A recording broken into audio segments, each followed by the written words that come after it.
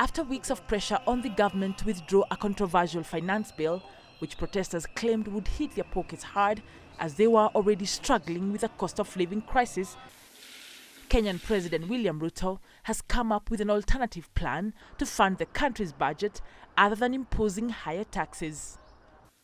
The consequence of withdrawing the finance bill is the reduction of our revenue targets by 346 billion.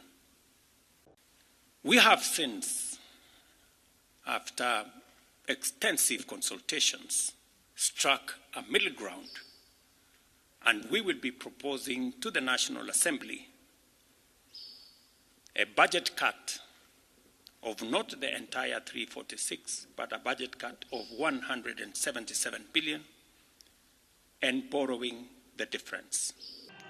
Friday's announcement from State House in Nairobi comes after protesters, most frustrated and disaffected young people, took to the streets demanding the president withdraw a finance bill which aimed to use higher taxes to fund the country's new budget.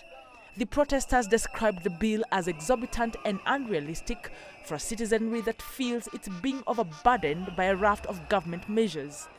Ruto's new plan will see a slimmer cabinet, the eradication of dozens of parastatals, a pause on the purchase of new government vehicles, and a halt on non-essential travel by state officials.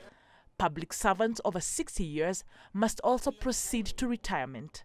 47 state corporations with overlapping and duplicating functions will be dissolved, resulting in the elimination of their operational and maintenance costs, and their functions will be integrated into the respective line ministries. The number of advisors in government shall be reduced by 50% within the public service with immediate effect. Ruto had been criticized for creating dockets and offices unconstitutionally, as well as duplicating ministries. Yes, I'm happy because I know the money will actually help us. It will reduce the pressure of taxes, and I hope things will change because we've actually been really suffering. Too little, too late. But he has to, if he adjusts on it, then it can make sense. What we actually want is that the full cabinet should be down, a fresh cabinet, because they are not performing. The head of state has not yet named which ministries will be scrapped or merged.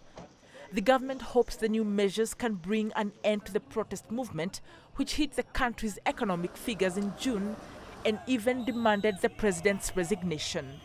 Never before has a sitting Kenyan president been forced to account for his government's actions, but President Ruto has done just that, from facing a tough media roundtable to joining X-Space Online, where the youth openly criticized him.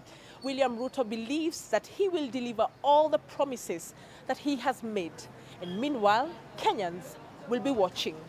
Wanja Mongai, CGTN, Nairobi, Kenya.